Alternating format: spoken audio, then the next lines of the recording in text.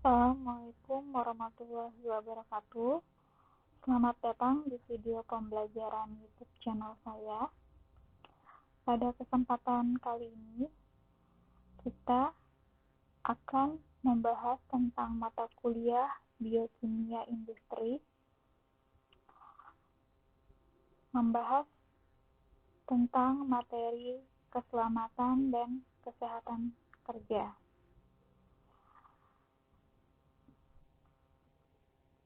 Pertama-tama, perkenalkan, nama saya Livia Raya Alvita, merupakan salah satu tim pengajar Biokimia Industri di Politeknik Negeri Lampung. Oke, kenapa keselamatan dan kesehatan kerja merupakan topik yang penting untuk dibahas pada pertemuan pertama kita kali ini? Salah satunya adalah karena menyangkut keselamatan dan kesehatan seseorang. Jadi membuat kita harus lebih perhatian pada diri kita sendiri dengan menggunakan alat pelindung diri saat bekerja atau menghindari kecelakaan kerja yang tidak dapat kita duga. Yang pertama, memahami pengertian dan prinsip keselamatan dan kesehatan kerja K3. K3 adalah sarana untuk pencegahan kecelakaan, cacat, dan kematian sebagai akibat kecelakaan dalam melakukan kerja. Mungkin masih banyak perusahaan-perusahaan yang tidak memenuhi K3 dari para pegawainya atau dari personalnya sendiri yang kurang bertanggung jawab akan K3 yang diwajibkan sehingga menimbulkan hal-hal yang tidak diinginkan. Tindakan keselamatan kerja bertujuan untuk menjamin keutuhan dan kesempurnaan baik jasmani maupun rohani pekerja. K3 sangat penting untuk diterapkan, baik itu di dalam suatu proses produksi ataupun bekerja di dalam laboratorium untuk mencegah terjadinya kecelakaan kerja. Oleh karena pentingnya penerapan K3 dalam bekerja, maka pemerintah mengatur tentang kesehatan dan keselamatan kerja ini dalam perundang-undangan. Jika ada perusahaan yang lalai akan peraturan K3 perusahaannya, itu bisa dilaporkan ke jalur hukum jika terjadi kecelakaan pada pekerjanya. Kecelakaan kerja secara umum selalu diartikan sebagai kejadian yang tidak dapat diduga. Kecelakaan kerja adalah setiap perbuatan atau kondisi tidak selamat yang mengakibatkan kecelakaan. Berdasarkan definisi itu, kita harus mencari cara menanggulangi kecelakaan kerja dengan cara meniadakan unsur penyebab kecelakaan atau mengadakan pengawasan yang ketat.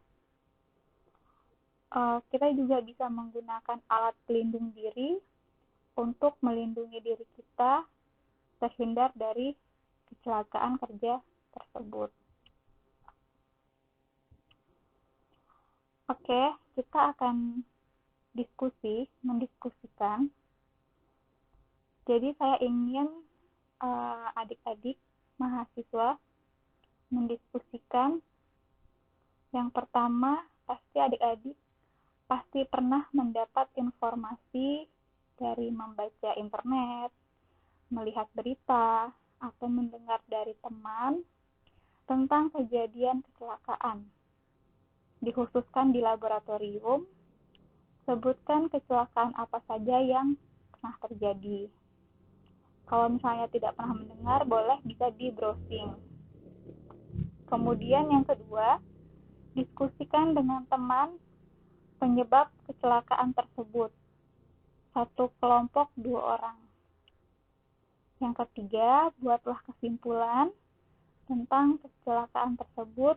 Dan yang keempat, hasil diskusi dikumpulkan di LMS Polinella. Oke, ini tugas yang pertama ya, tugas diskusi. Kita lanjut, simbol tanda bahaya.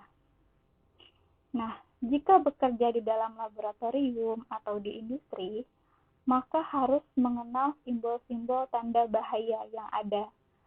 Pentingnya mengetahui arti dari simbol-simbol ini adalah agar terhindar dari bahaya yang mungkin mengancam ketika sedang bekerja di dalam laboratorium atau industri. Oke, ini adalah keterangan warna simbol tanda bahaya K3. Jadi di situ yang gambar pertama ada lingkaran merah, kemudian disilang. Kemudian contoh aplikasinya itu ada tanda rokok. Jadi tanda merah disilang itu adalah rambu larangan. Aplikasinya ada rokok, berarti menandakan rambu dilarang merokok di area ini. Kemudian lambang yang kedua, simbol yang kedua itu lingkaran biru dasarnya. Itu menandakan instruksi keselamatan atau suatu perintah. Contoh aplikasinya di situ ada sarung tangan yang warna simbolnya putih. Itu maksud rambunya adalah rambu wajib menggunakan pelindung keselamatan tangan di area kerja tersebut. Kemudian lambang yang berdasarkan dasarnya adalah segitiga yang tengahnya kuning. Itu melambangkan arti bahaya atau peringatan. Contoh aplikasinya itu ada tanda seru yang arti rambunya adalah waspada di area tersebut. Kemudian itu ada segi 4, dasar warnanya hijau, itu menandakan kondisi tanggap darurat atau kondisi aman. Di situ ada tanda plus putih di tengah, itu menunjukkan rambu lokasi peralatan pertolongan pertama pada kecelakaan. Kemudian rambu segi 4 dasarnya warna merah, itu untuk keselamatan kebakaran. Jadi di situ contoh aplikasinya ada alat kebakaran. Di situ menandakan rambu lokasi alat pemadaman api ringan. Dan yang terakhir itu kotak warna putih. Itu hanya untuk informasi umum seperti misalnya arah suatu lokasi umum.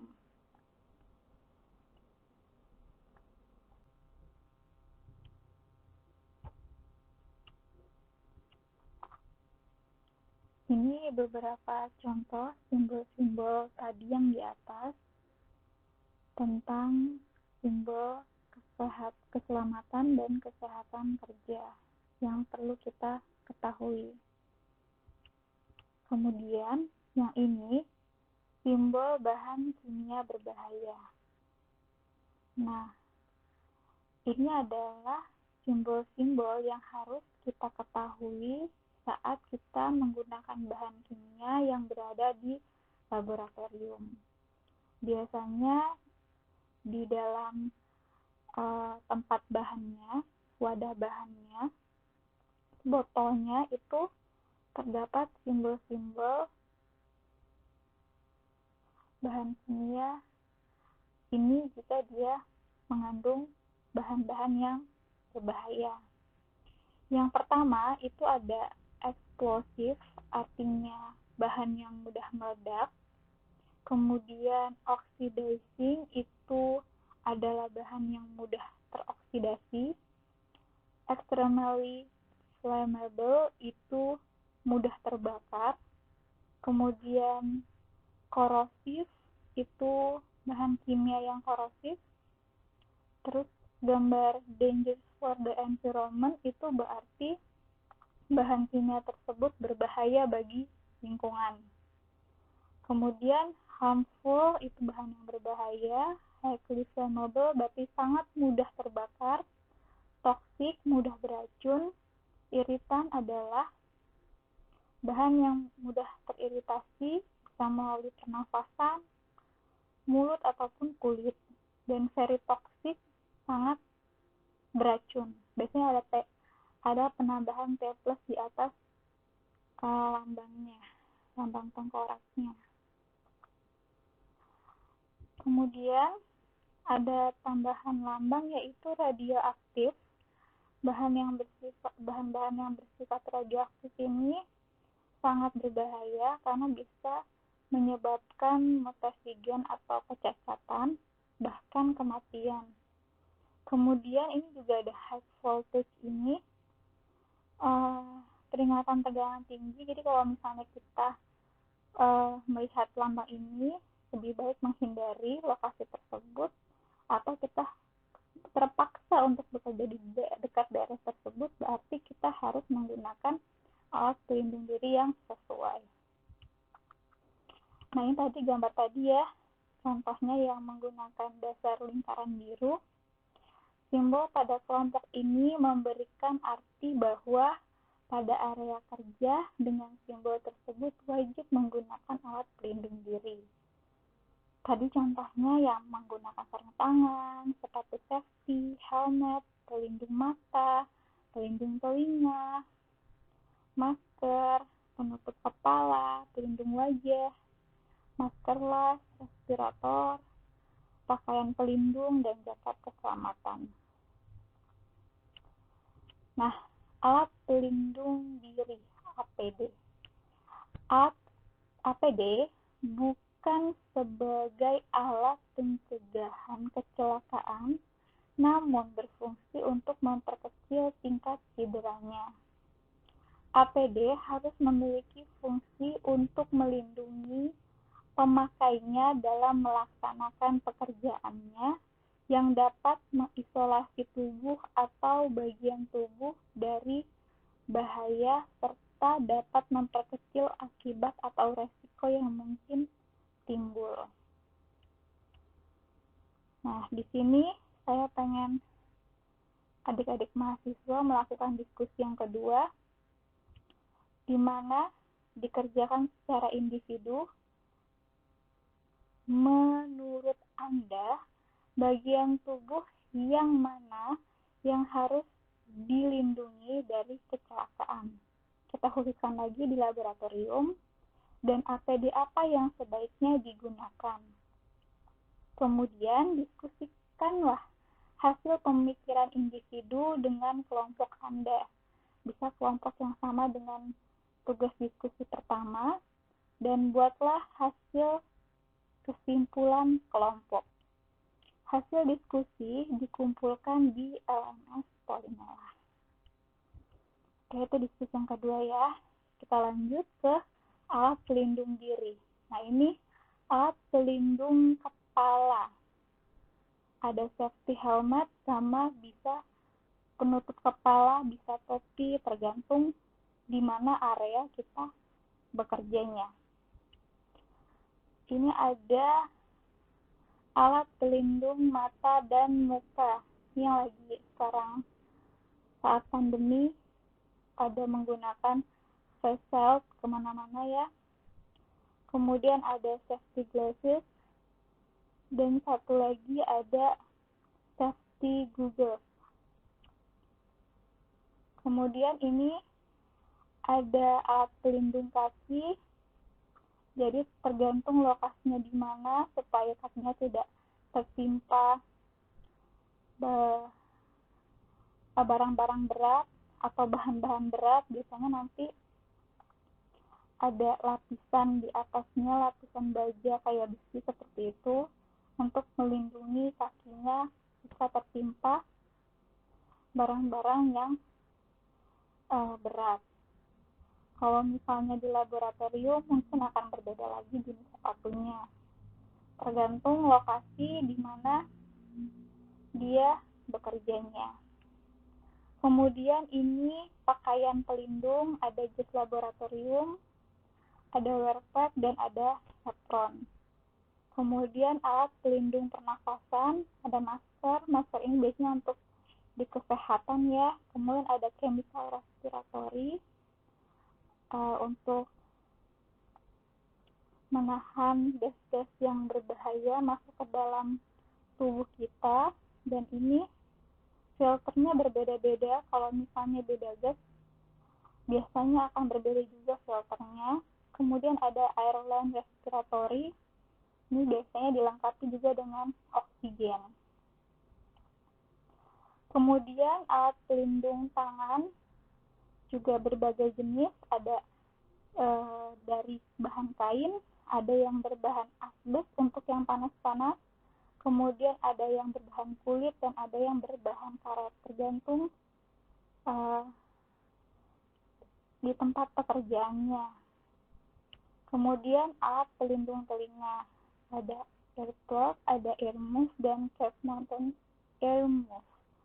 Nah, ini juga biasanya untuk di tambang-tambang atau ada alat-alat yang missing, jadi harus menggunakan pelindung telinga. Kemudian kita lanjut penanganan bahan kimia. Penyimpanan bahan kimia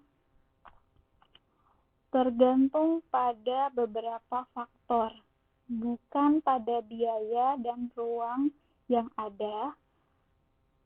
Hal umum yang harus menjadi perhatian di dalam penyimpanan dan penataan bahan kimia diantaranya meliputi aspek-aspek berikut.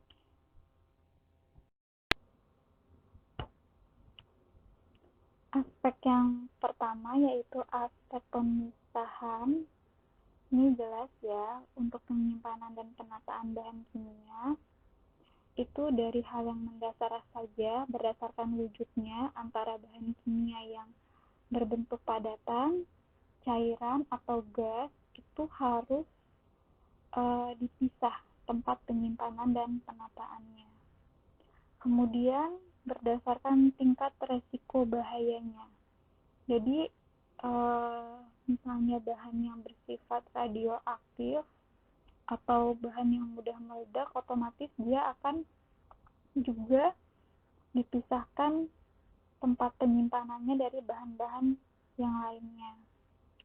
Kemudian pelabelan ini juga harus dilakukan dalam proses penyimpanan sesuai dengan label-label yang sudah diberikan dan sesuai dengan sifat-sifat dari bahan kimia tersebut. Kemudian fasilitas penyimpanan. Dalam penyimpanan dan penataan bahan kimia, fasilitas penyimpanan setidaknya itu ada bahan-bahan yang membutuhkan kelembapan udara yang misalnya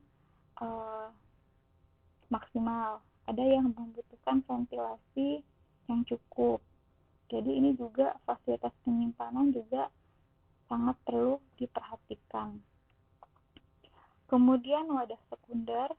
Jadi kalau misalnya ada bahan-bahan kimia yang sudah dipindahkan ke wadah sekunder, itu juga tempat penyimpanannya harus berbeda dengan penyimpanan yang wadah primer.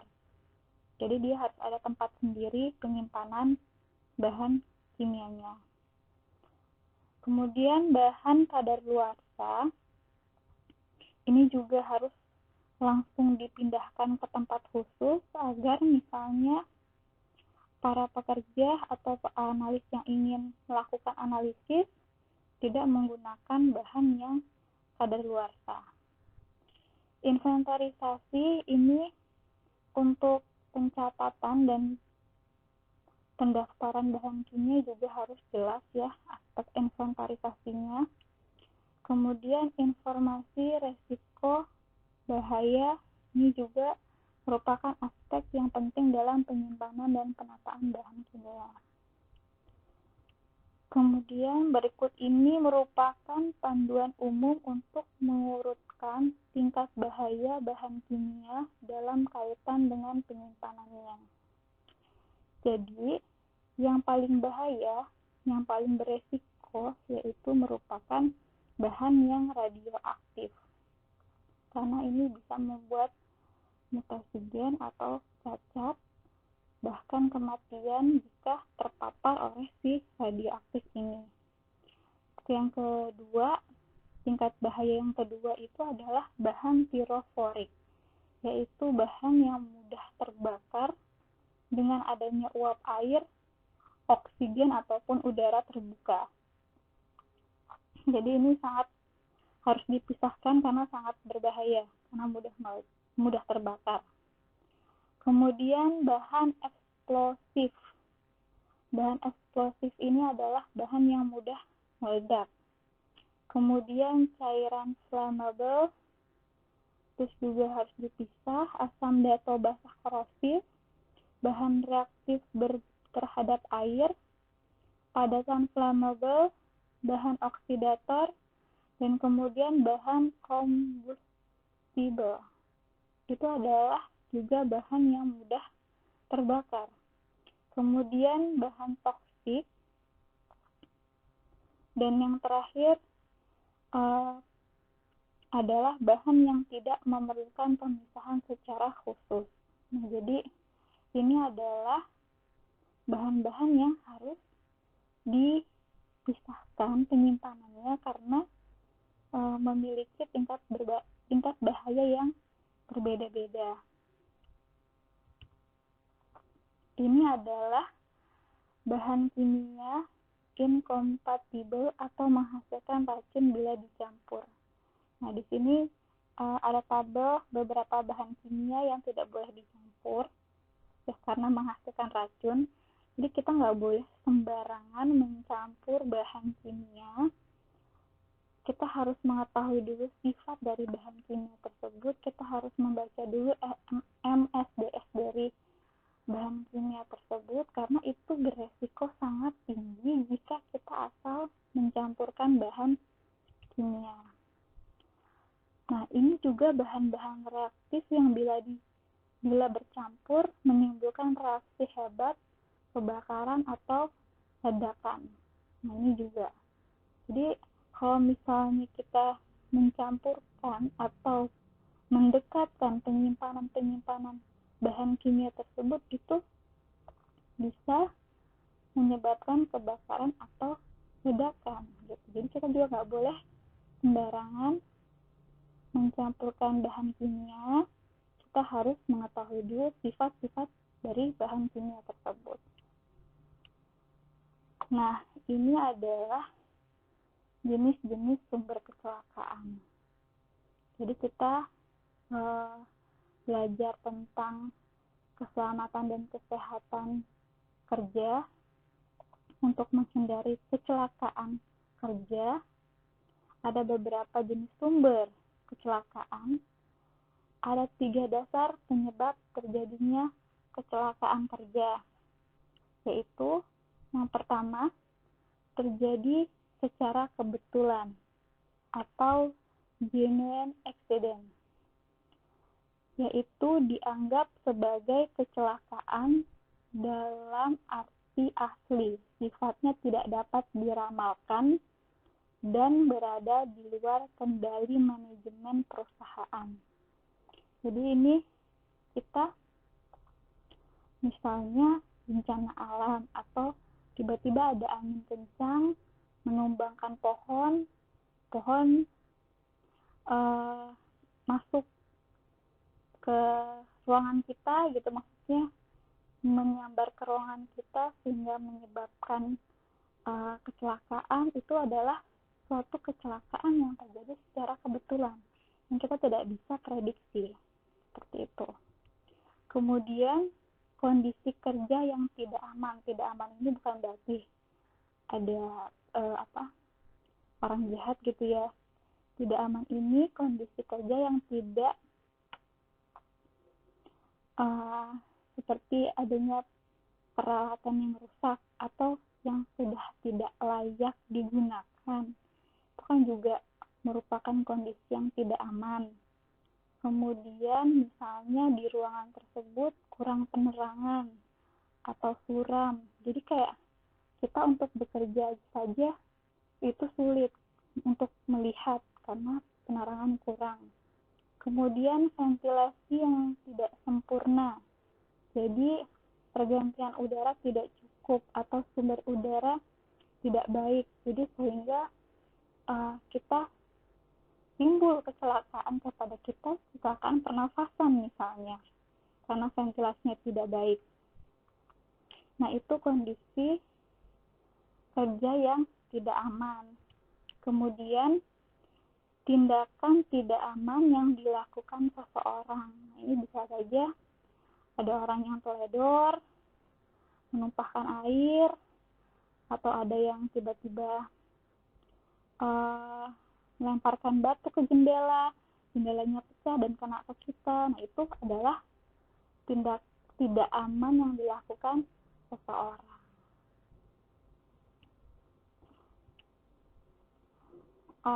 Oke. Mungkin itu saja dari saya.